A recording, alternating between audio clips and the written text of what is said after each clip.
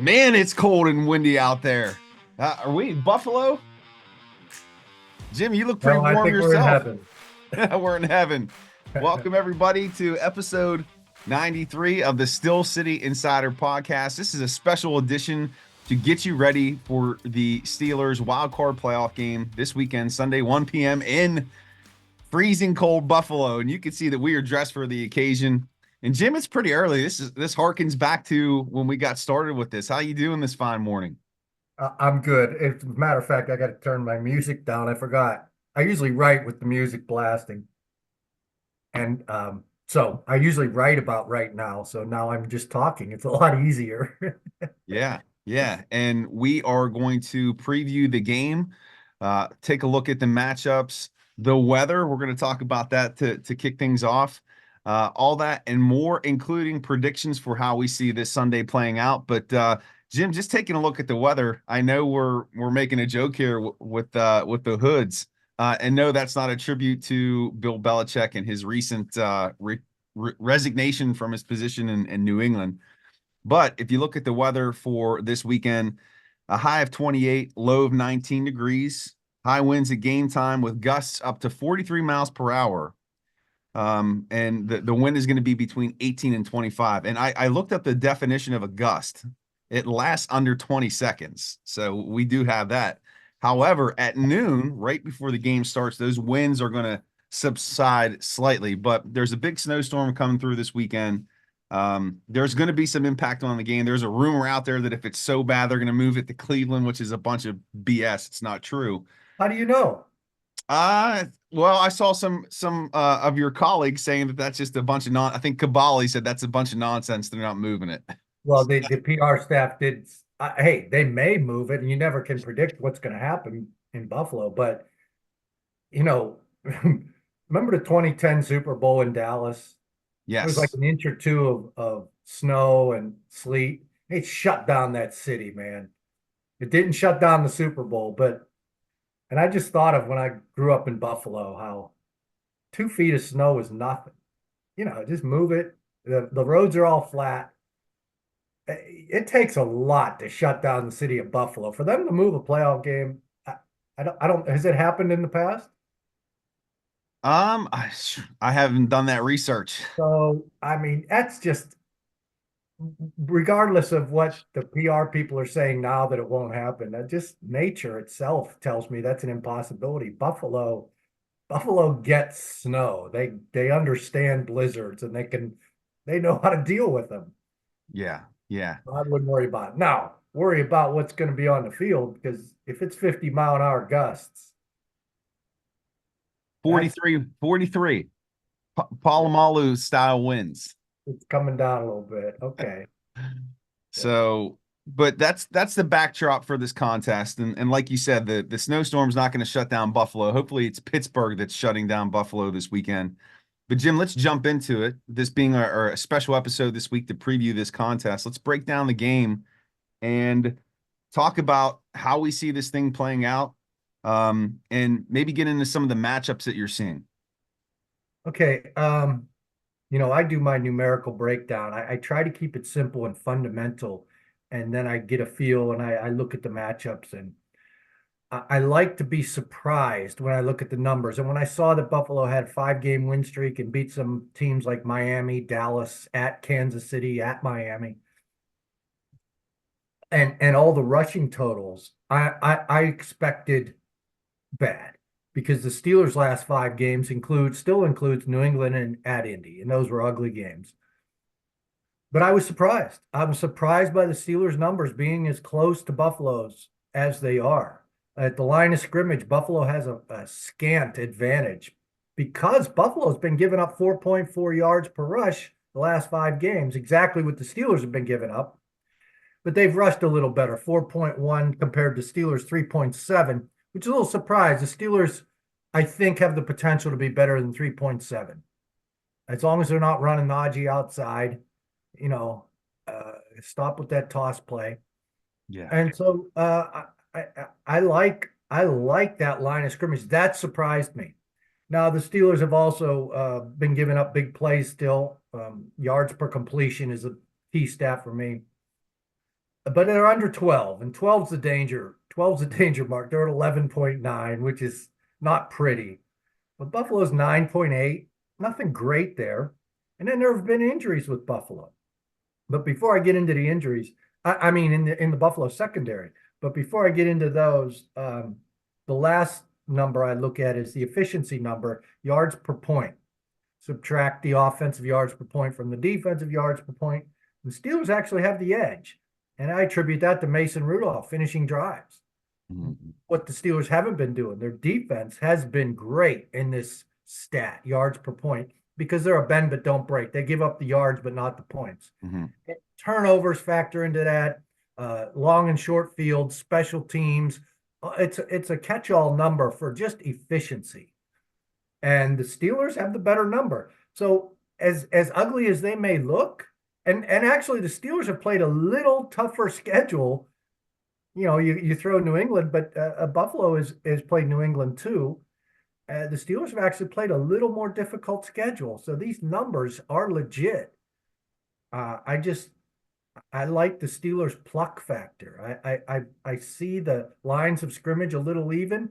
I worry about the defensive secondary of the Steelers, but look who's getting healthy. The Steelers are getting healthy in their secondary, and Yes. the Bills are getting unhealthy in their secondary. So I think that number is a wash. And the pluckiness factor with the new quarterback, it reminds me of the '94 San Diego Chargers. They were efficient. They were ugly. They were efficient, and thus the word pluck. They were Yes. plucky. And I think this Steelers team is plucky and physical. And you just hope the quarterback keeps playing the way he was. Yeah. So, So that's the second time I heard you reference the Chargers from that, was that the 94 season, and they went on to get stroked by the Niners, what, 55-14. I'll take a fate like that for this team. That'd be just fine by me. But let's get into some of those specific matchups. You talked about the Steelers secondary getting healthy. And then you mentioned the Bills wide receivers. Um, there are some injuries impacting that position for the Bills. It looks like Gabe Smith, guy who burnt the team last year, with some I think he had 3 catches for what, 190 some yards, something insane. But it doesn't look like he's going to go. Now that hasn't been announced officially, but I think one of his teammates, Stephon Diggs, kind of let that cat out of the bag. But that would be a gift to help out this healthier Steelers secondary. well, the Bills were priding themselves on their health. I mean, they have some, Tre'Davious White, their best corner, is on IR. Matt Milano, stud inside linebacker, on IR. A couple other key role players on IR. They've been dealing with that, but they were happy that everybody else was so healthy. But last game, they got 4 injuries. 3 in the first half did not return. Taylor Rapp injured his calf while making the game-sealing interception on his last play. So I don't know what to say about Taylor Rapp. I'm not sure if you can go by the injury report so much, but Gabe Davis sprained his PCL, did not return. And it makes sense what you're saying, that he probably won't return. Sprained PCL is like that's the posterior cruciate ligament, and it's rare, and it's also rare to keep you out because it doesn't get damaged very often. But when it does, the trainers worry about it because it can get worse. Mhm. So the PCL is always very treated very cautiously, even though it's usually not a factor. Mhm. Rasul Douglas, their next best corner after Davis White, I believe. I could be wrong, but according to my source, Rasul Douglas is pretty good. He had a knee injury, didn't return. He was replaced by a decent player named Dane Jackson.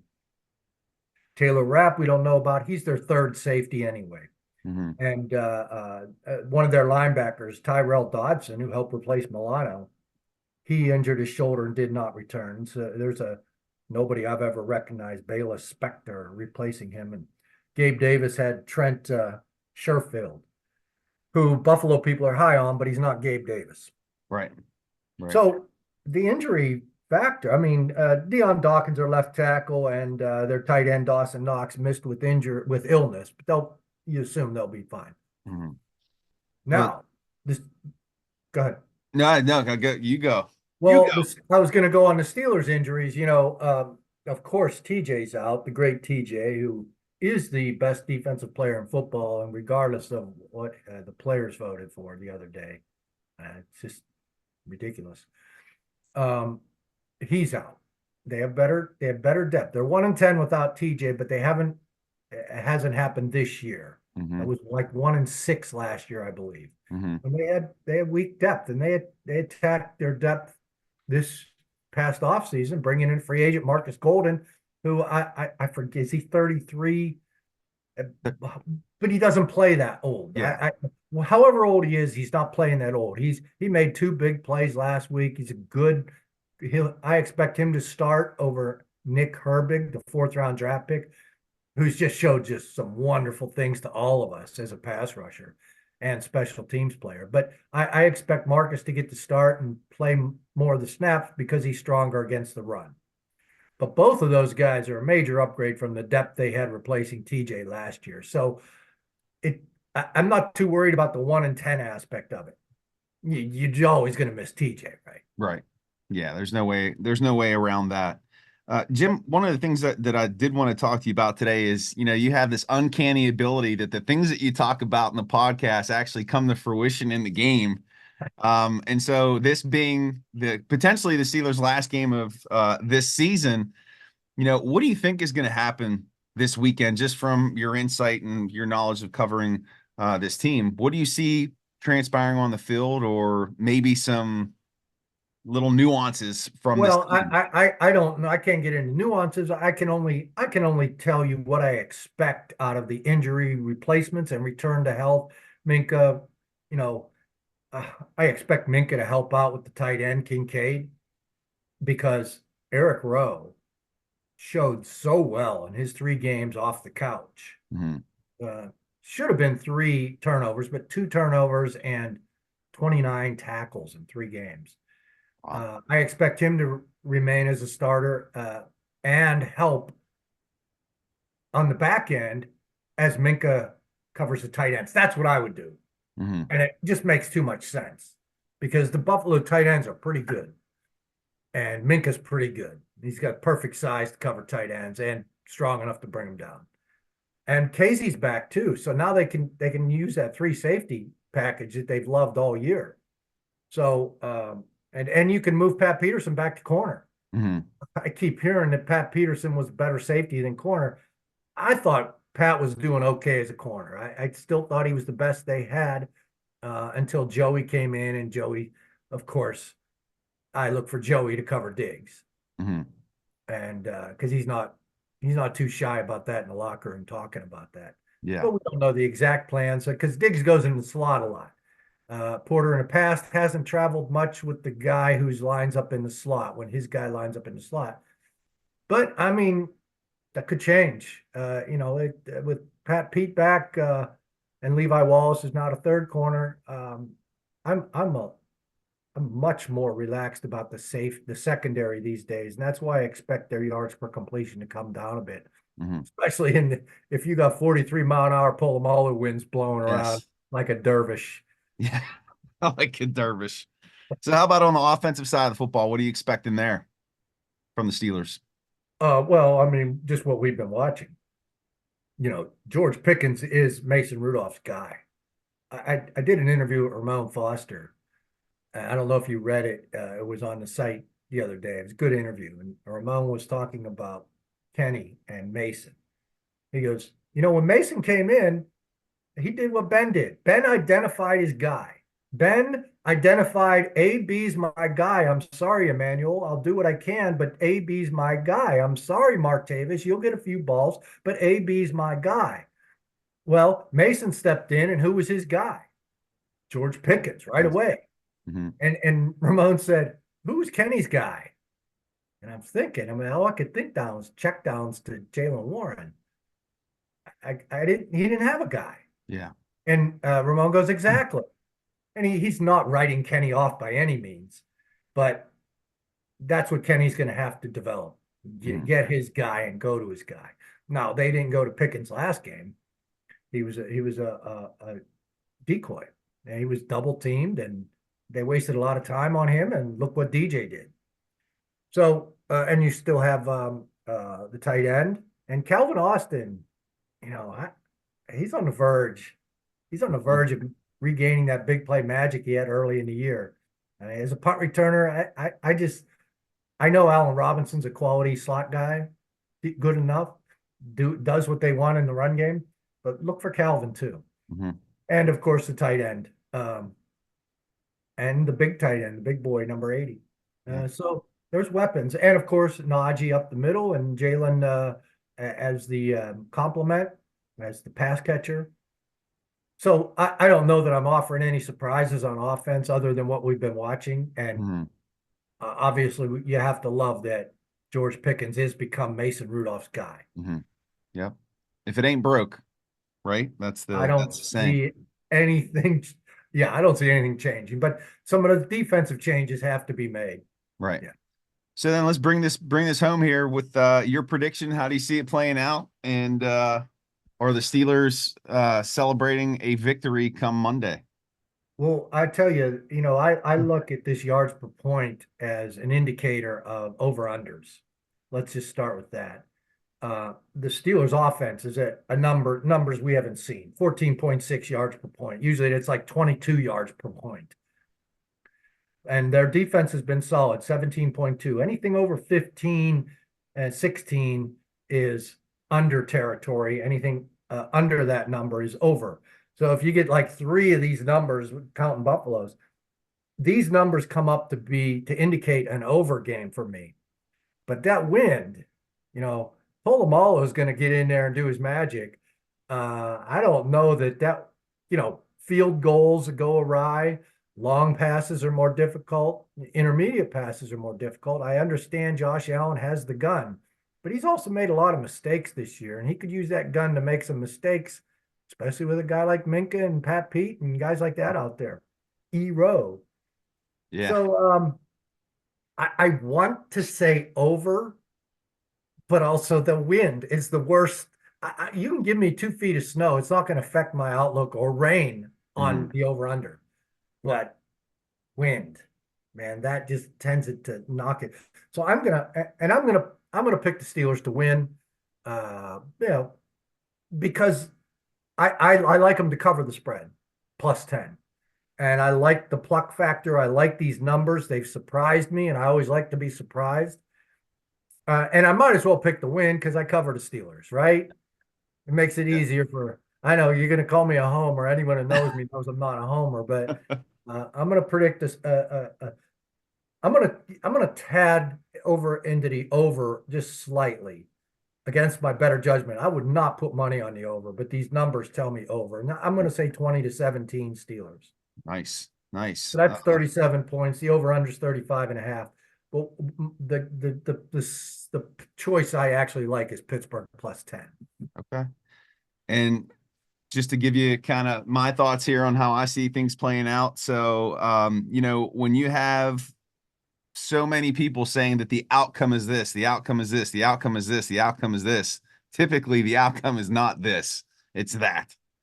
And, I think there is such a thing as overconfidence and believing in the hype, and this is a team of destiny in Buffalo, that this is their year, overcoming the adversity that they have. But what probably people in the national media don't understand is the transformation that has taken place within this Pittsburgh team over these last few weeks. It's a completely different team under Mason Rudolph, and nobody's acknowledging that. And unless you covered the team closely, you're not going to know it.